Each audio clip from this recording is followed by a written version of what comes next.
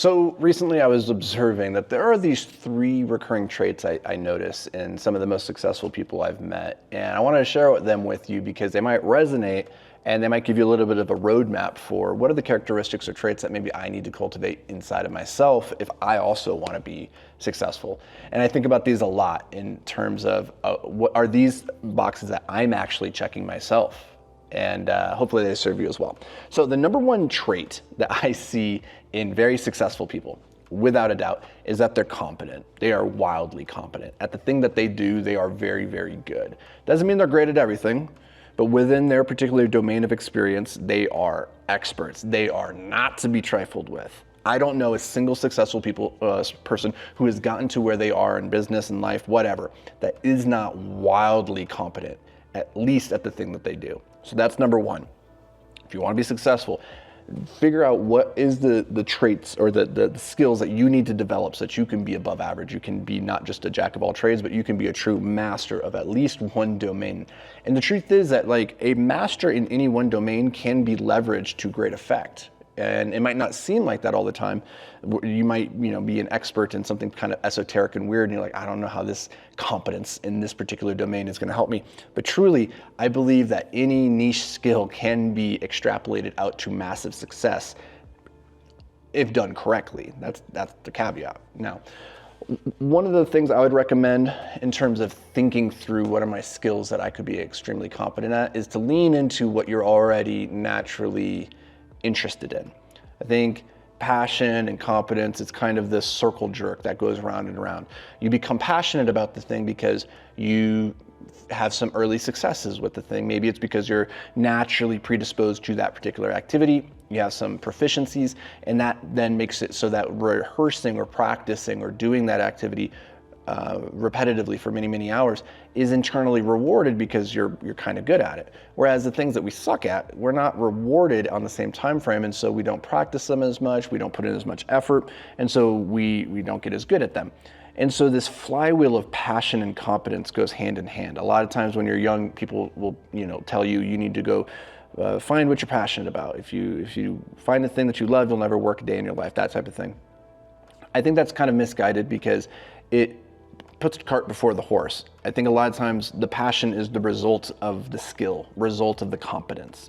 So focus more on the skill that you think that you could develop and to become great at, and there'll probably be passion that follows from that activity. For me, that was writing. That was one of the very first things, one of the first skills, and that's kind of transmogrified over the years. That's a crazy word, transmogrified, into communication as a whole, not just the written word, but that's a particular skill that I knew I could develop and become particularly skilled at just because I had some natural predilection there already. So audit your skill sets and say, what could I lean into to become extremely competent at this? Because that is a prerequisite for greatness. You got to be very, very competent, at least at one thing. Number two is the most successful people that I know, they are also very confident.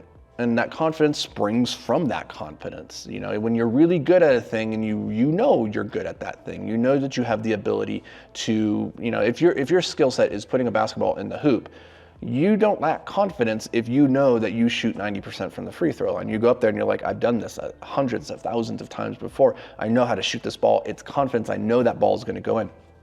Confidence, I can't remember how it's defined, but it has to do with like your degree of certainty to which you believe an activity will lead to a particular result. And if you have done that activity and it has delivered that result tens of thousands of times, you are going to be very confident in your ability to produce the result.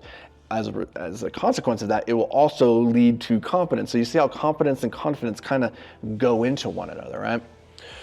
Now, the third trait, which is really interesting, is it's almost like the antithesis of the confidence, is that very successful people tend to have a bit of an insecurity. They tend to be paranoid or tend to have this self-doubt about themselves, which pushes them to put in the long hours and work harder to increase their competence and their confidence, because internally they might feel that they're not good enough. There's like this chip on the shoulder that drives them to continue improving and try to become the best at the thing. It's like this weird blend of confidence, competence, and insecurity. And if you have that in the right balance, then you can do pretty much anything that you put your mind to. And now the insecurity, it's important that this doesn't become crippling insecurity. It needs to be the type of insecurity that's driven from the realization that you are competing in a game against very, very talented people. And that if you are not at your best, if you're not continually improving, they're gonna catch you, they're gonna pass you. Now this makes the whole endeavor very, competitive mindset, right? And puts the perspective of me versus everybody else. And that's not always so healthy, but in a very real way, the most successful people I know, they realize that games of business, games of whatever they're playing, it's a game with an opponent. And that opponent is often the marketplace or other competitors. And maybe it's another version of yourself. Maybe the insecurity is driven by the fact that you're not everything you know you could be, right? However you get there mentally, whatever mental gymnastics you need to do, I think it's very important that you balance this confidence with this realization that you are not yet everything that you could be, that there is room for improvement.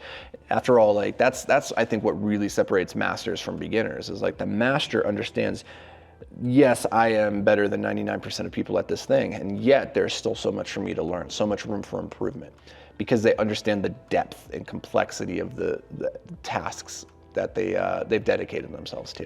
So I wanted to share that with you guys. Hopefully that gives you something to think about today is what am I competent at? What am I confident in? And where am I insecure? And how can I use these three traits and kind of blend them to continue propelling myself forward towards my greatness.